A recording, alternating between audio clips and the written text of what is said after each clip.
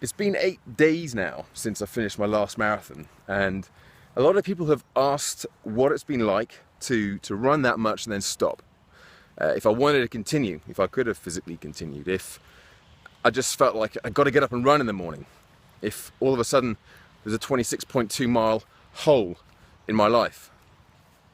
And frankly, the moment I finished the 10 marathons, there wasn't a, oh my gosh, I'm glad that's over moment, because I genuinely enjoyed every moment, even the very, very painful moments. I knew that I was getting probably the biggest lessons from those moments. But I just got back into the routine. And that's really what I've done for the last 8 days. I've just been doing the things that I've always done. Been training clients, been taking boot camps, been writing, getting back into doing little videos. All of these things that I would do in my day-to-day routine. And actually I look back at the 10 and 10 now and I think, how the hell did I ever find the time to do that? Because if I wasn't running, I was eating. If I wasn't eating, I was having a massage or sitting in a bucket full of ice. If I wasn't doing any of those things, I was probably picking up the kids from school or dropping them off at preschool and doing all the other family things and responsibilities that I have in my life. So I look at it now and think, I've no idea how I found the time to do it. And in fact, if I'd known how long it was going to take, if I'd known how much of my life it was going to take over, I probably would never have started in the first place. And that would have been a shame.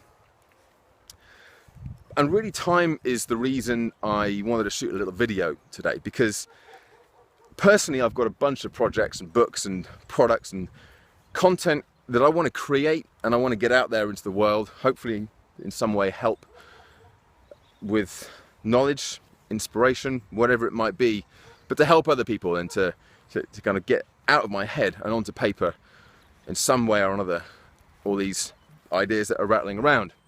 Well, I know that it's going to take me time to do that. I know that it's going to take me a considerable amount of time to get everything out of my head and onto paper in some meaningful way that's going to actually help people. And this is the thing, because now I'm back into the routine, and this will be the same for you, I'm sure.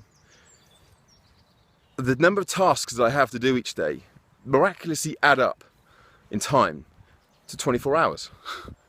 So there is no big block of time where I can sit down for 3, 4, 5 hours in a day and write, create, to take those ideas and spill them onto a bit of paper and put something out into the world.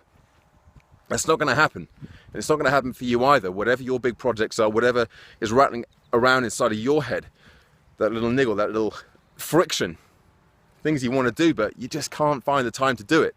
And that's annoying, that's frustrating, because it's important to you. You're just waiting for the right time.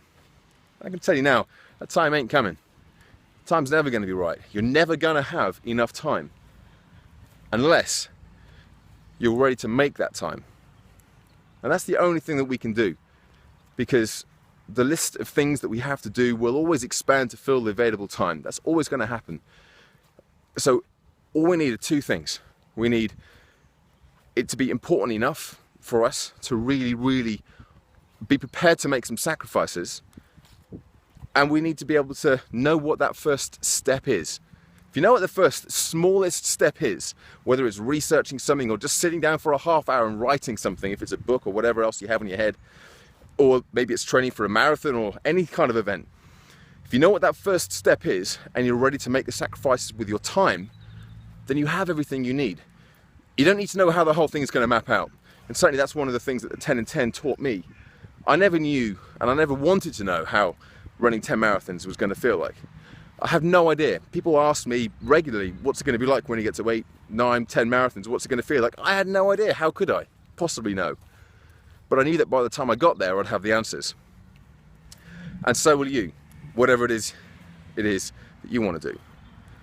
So my challenge for you today is whatever it is you have that you want to do, whether it's writing a book, creating something, learning in a foreign language, anything at all that's going to take time and effort. If it's important to you, write down what it is and work out where you're going to find that time from. And there's going to be sacrifices, and you just got to get on board with that. Personally, I'm off in a minute to go and do some writing, part of one of the projects, one of the books that I'm working on. And There's a million other things that I could be doing right now, important things, but I'm gonna sit down for an hour and I'm gonna do that, because I know that once I've done that, that's gonna have the ball, get the ball rolling. It's gonna start the momentum, and that momentum is going to be enough that I want to take the next step and the next step and the next step. It's never easy to do these things, but that's kind of the point. Wouldn't you agree?